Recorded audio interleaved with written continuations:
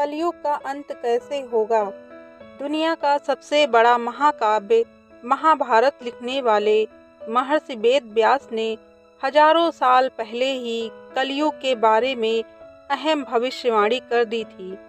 महर्षि वेद व्यास के मुताबिक जैसे जैसे कलयुग आगे बढ़ेगा, पृथ्वी पर अनाचार और अत्याचारों में बढ़ोतरी होती चली जाएगी।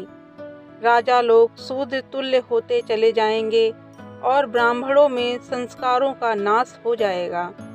राष्ट्र में अधीरता बढ़ेगी और वीरता संपन्नता खत्म हो जाएगी। शिष्य अपने गुरुओं का पालन नहीं करेंगे, विवाह को संस्कार नहीं माना जाएगा, लोग वेदों का पालन नहीं करेंगे, हत्या लूट की घटनाएं बढ़ेंगी, वर्ण और आश्रम की पद्धतियां खत्म हो जाएंगी।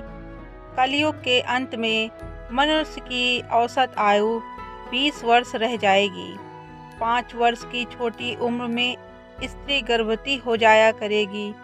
16 वर्षीय मनुष्य वृद्ध हो जाएंगे और 20 वर्ष की आयु में ही मृत्यु को प्राप्त हो जाएंगे। इंसान का शरीर घटकर बौना हो जाएगा। ब्रह्म वैवर्त पुराण में बताया गया है कि कलयुग में एक ऐसा समय भी आएगा जब इंसान की उम्र बहुत कम रह जाएगी, युवावस्था समाप्त हो जाएगी। कल्कि के प्रभाव से प्राणियों के शरीर छोटे छोटे क्षीण और रोगग्रस्त होने लगेंगे। जिस समय भगवान कल्कि इस धरती पर अवतरित होंगे, उस समय मनुष्य की परम आयु केवल 20 या 30 वर्ष रह जाएगी। जिस समय कल्कि अवतार आएंगे, चारों वर्णों के लोग शूद्र के समान हो जाएंगे। गौमाता भी बकरियों की तरह छोटी छोटी और कम दूध देने वाली हो जाएंगी। कलयुग के अंत में संसार की ऐसी दशा होगी कि अनाज नहीं उगेगा, लोग मछली मांस ही खाएंगे और भेड़ बकरियों का दूध पिएंगे। गाय तो दिखना ही बंद हो जाएगी, होगी भी तो बकरी के समान, और वो दूध देना भी बंद कर देगी। एक समय ऐसा आएगा जब जमीन से अनाज उगना बंद हो जाएगा, पेड़ों पर फल नहीं लगेंगे और धीरे धीरे ये सारी चीजें धरती से विलुप्त हो जाएंगे।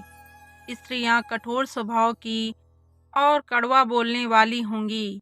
वह पति की आज्ञा नहीं मानेंगी। जिसके पास धन होगा उसी के पास स्त्रियां रहेंगी। मनुष्य का व्यवहार गधों जैसा केवल गृहस्थी का भार उठाने वाला रह जाएगा। लोग विषय भोग में लिप्त रहेंगे। धर्म कर्म का लोप हो जाएगा। मनुष्य जप रहित नास्तिक व चोर बन जाएगा। सब एक दूसरे को लूटने में लगे रहेंगे। कलयुग में समाज हिंसक हो जाएगा। भीड़ में लोग आएंगे और एक मनुष्य की जान ले लेंगे। जो लोग बलवान होंगे उनका ही राज चलेगा। मानवता नष्ट हो जाएगी, रिश्ते खत्म हो जाएंगे। एक भाई अपने ही भाई का शत्रु बन जाएगा। एक हाथ दूसरे हाथ को लूटेगा। पिता पुत्र का और पुत्र पिता का वध करने में भी संकोच नहीं करेंगे। अपनी प्रशंसा के लिए लोग बड़ी बड़ी बातें बनाएंगे, किंतु समाज में उनकी निंदा नहीं होगी। कलयुग में लोग शास्त्रों से विमुख हो जाएंगे। अनैतिक साहित्य ही लोगों को पसंद आएगा। बुरी बातें और बुरे शब्दों का ही व्यवहार किया जाएगा। स्त्री और पुरुष दोनों ही अधर्मी हो जाएंगे। स्त्रियां पतिव्रता धर्म का पालन करना बंद कर देंगी और पुरुष भी ऐसा ही करेंगे। स्त्री और पुरुषों से संबंधित सभी वैदिक नियम विलुप्त हो जाएंगे। श्रीमद् भागवत के 12 खंड में कलयुग के धर्म के अंतर्गत श्री सुखदेव जी परीक्षित जी से कहते हैं, जो जो घोर कलयुग आता जाएगा, त्यों तो धर्म, सत्य, पवित्रता, क्षमा, दया, आयु, बल और स्मरण शक्ति का लोप होता जाएगा। महाप्रलय बहुत काल तक सूखा रहने के बाद कलयुग के अंतिम समय में बहुत मोटी मूसलाधार बारिश होगी, जिससे चारों ओर पानी ही पानी हो जाएगा। समस्त पृथ्वी पर जल ही जल होगा। इसके बाद 1712 सूर्य उदय होंगे और उनके तेज से ये पृथ्वी सूख जाएगी। कलयुग के अंत में भयंकर तूफान और भूकंप आएंगे। लोग मकानों में नहीं रह पाएंगे। लोगों को गड्ढे खोद कर रहना पड़ेगा। धरती की सतह का 3 हाथ हिस्सा अर्थात लगभग 4.5 फुट नीचे तक धरती का उपजाऊ अंश नष्ट हो जाएगा। महाभारत में कलयुग के अंत में प्रलय होने का जिक्र है, लेकिन ये किसी जल प्रलय से नहीं बल्कि धरती पर लगातार बढ़ रही गर्मी से होगा।